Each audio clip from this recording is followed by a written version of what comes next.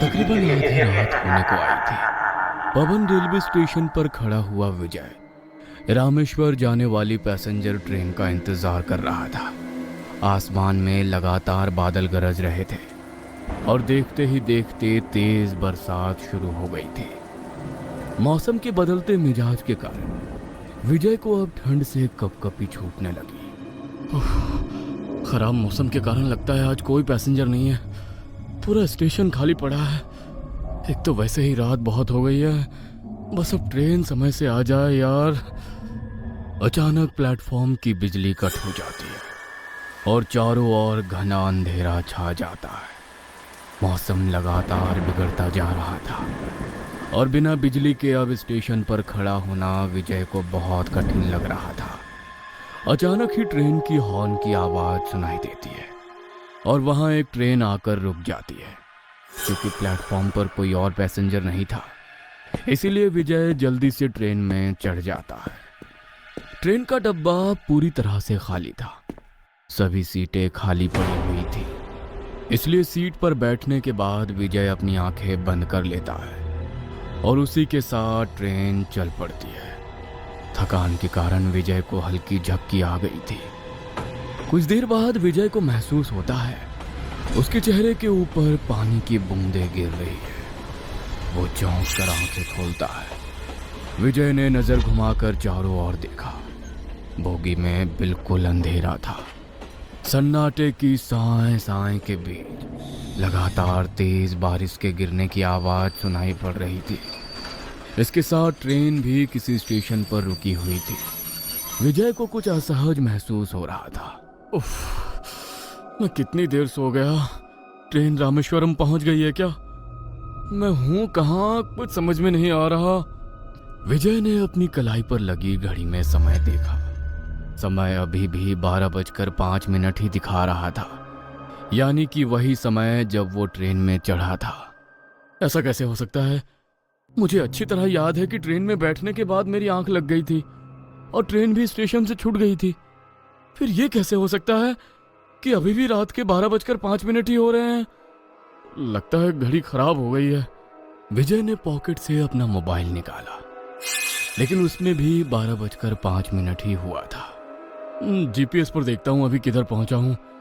इतने सालों से इस रूट पर सफर कर रहा हूँ, ऐसा भी कोई स्टेशन आता है पहली बार देख रहा हूँ। विजय इंटरनेट पर अपनी ट्रेन की लोकेशन चेक करने की कोशिश करता है तो उसे पता चलता है कि आज की पवन से रामेश्वरम जाने वाली ट्रेन खराब मौसम के कारण रद्द कर दी गई है। यह कैसे हो सकता है? मैं तो ट्रेन के अंदर बैठा हूं। यह क्या मजाक चल रहा है? कहीं मैं किसी गलत ट्रेन में तो नहीं बैठ गया? नहीं, मैंने खुद देखा था, ट्रेन पर पवन एक्सप्रेस ही लिखा हुआ था। विजय का सर चकरा रहा था। उसे कुछ समझ में नहीं आ रहा था। विजय हैरान होकर मोबाइल की फ्लैश ऑन करके बोगी को घूम कर देखने लगता है। उसकी सीट के नीचे और चारों तरफ पानी ही पानी दिखाई दे रहा था। ट्रेन की खिड़कियों पर जंग लगा था, कांच टूटे हुए थे और पंखे मुड़े हुए नजर आ रहे थे। विजय का दिमाग समझ नहीं पा रहा था आखिर उसके साथ क्या हो रहा है। ट्रेन के अंदर इतना पानी कैसे और कहां से आ सकता है? जब काफी देर तक ट्रेन में कोई हलचल नहीं होती तो वह प्लेटफॉर्म रिस्पॉन्स ही नहीं दे रहा था।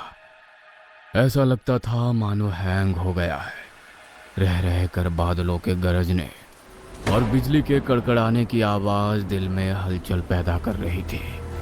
एक तो ये तूफान, ऊपर से मोबाइल भी काम नहीं कर रहा। ट्रेन भी पता नहीं कहाँ आकर रुक गई है। आज का तो दिन ही मनहूस है। पूरी की पूरी ट्रेन खाली पड़ी है। किसी से मदद भी नहीं मांग सकता। लेकिन अगर ये स्टेशन है तो जरूर यहाँ पर स्टेशन मास्टर भी होगा। उससे पूछता हूँ कि ट्रेन यहाँ क्यों रुकी हुई है।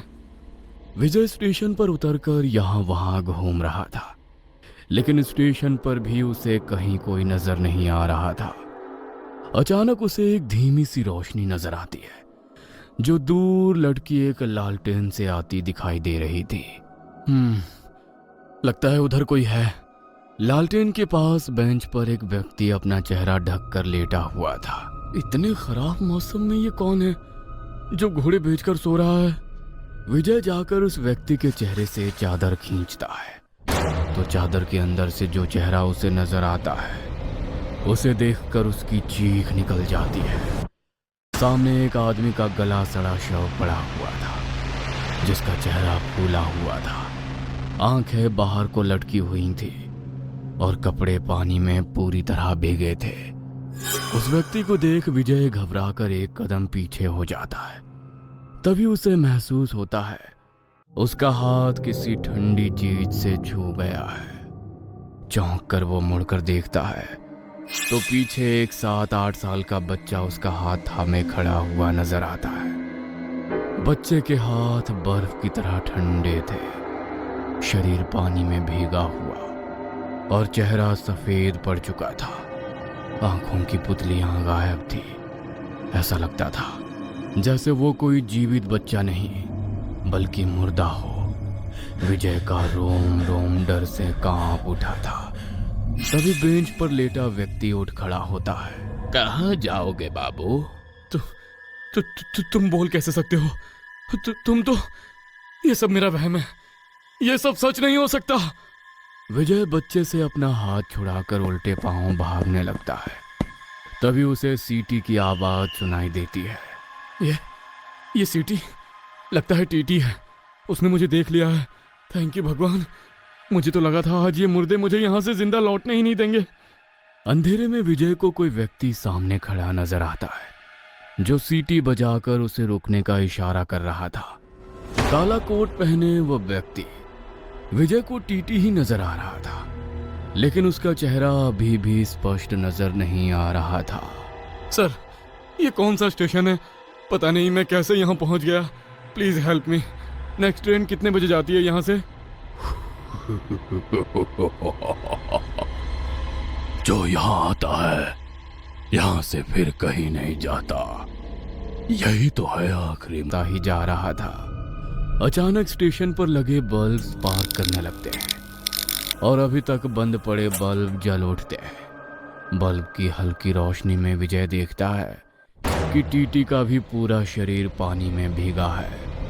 उसका चेहरा किसी मुर्दे की तरह फूलकर डरावना हो गया है और वो अपनी निर्जीव सफेद आंखों से लगातार विजय को ही घूर रहा है। तभी विजय की नजर अपने पैरों की ओर जाती है। यहाँ रेत कैसे आ गया? अभी तक तो ऐसा कुछ नहीं था। ये पानी कहाँ से आ रहा है? ये क्या हो रहा है? देखते ही देखते स्टेशन पर रेत और पानी बढ़ने लगता है। ऐसा लगता था कुछ देर में पूरा स्टेशन पानी में डूब जाएगा। विजय बुरी तरह घबरा गया था। वो सर पर पांव रखकर दौड़ने लगता है। तभी सामने लगे बोर्ड पर उसकी नजर जाती है और इसी के साथ उसकी सांस अटकने लगती है। धनुषकोडी, ये धनुषकोडी स्टेशन है। लेकिन ये कैसे हो सकता है? ये स्टेशन तो 50 साल पहले समुद्र में समा गया था। उसके बाद से इस रेलवे लाइन पर कभी कोई ट्रेन नहीं आई। यह सच नहीं हो सकता। यह सब मेरे दिमाग का वहम है। मैं शायद कोई बुरा सपना देख रहा हूं। यह सच नहीं हो सकता। तभी विजय की नजर सामने से आती पानी पर जाती है, जो तेजी से उसकी ओर ही बढ़ रहा था। विजय को कोई रास्ता नहीं सूझ रहा था। तभी प्लेटफॉर्म पर खड़ी हुई उसकी ट्रेन हॉर्न देती है। लगता है ट्रेन छूटने वाली है। विजय दौड़ते हुए वापस ट्रेन में चढ़ जाता है और उसी के साथ ट्रेन रफ्तार पकड़ लेती है। ट्रेन में बैठने के बाद विजय देखता है कि इस बार ट्रेन खाली नहीं है, बल्कि ट्रेन में काफी लोग सवार हैं।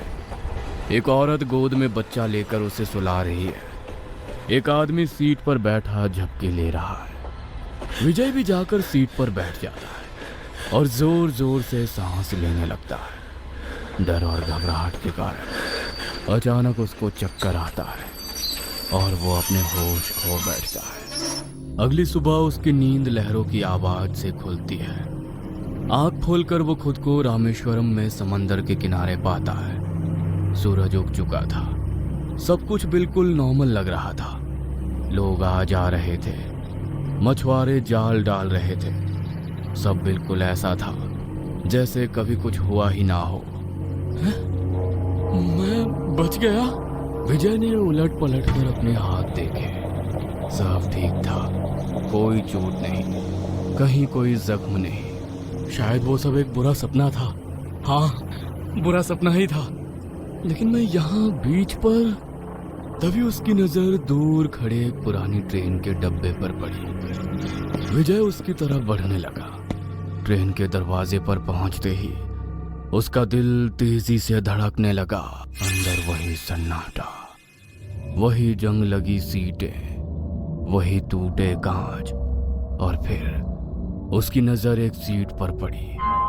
वही सीट जहां कल रात विजय बैठा था। वहां एक लड़के की लाश पड़ी थी, बाल चेहरे पर बिखरे हुए, कपड़े गीले, चेहरा आधा सड़ा हुआ, आंखें बाहर। विजय धीरे धीरे आगे बढ़ा और जैसे ही उसने नजदीक से वो चेहरा देखा, उसकी चीख निकल गई। वो लाश कोई और नहीं, खुद विजय ही था। उसका दिमाग सुन्न पड़ गया। नहीं, यह मैं नहीं हो सकता। मैं तो यहां जीवित हूं। ये लाश किसी और की है। पता नहीं ये क्या हो रहा है मेरे साथ। अचानक विजय का पैर किसी से टकराता है। विजय ध्यान से देखता है। वो कल रात को बच्चे को सुला रही औरत की सड़ी गली लाश थी। उसके ही पास उसका बच्चा भी था। वो सभी लोग जो कल रात उसे ट्रेन में दिखाई दिए थे, सभी की सड़ी गली लाश ट्रेन के डब्बे में पड़ी नजर आ रही थी। विजय ट्रेन से निकलकर बाहर आता है और तेज कदमों से चलने लगता है। तभी उसे अपने पीछे से एक आवाज सुनाई देती है। उस रात ट्रेन धनुषकोडी के स्टेशन पर पहुंचने ही वाली थी। अचानक आए तूफान से समंदर में ऊंची ऊंची लहरें उठने लगी। इससे पहले कि कुछ कर पाते, पूरी की पूरी ट्रेन समंदर में समा गई। जो भी इस ट्रेन में बैठा था कभी वापस नहीं लौट सका। तू भी अब कभी वापस नहीं लौट सकेगा। धनुषकोडी में तुम्हारा स्वागत है।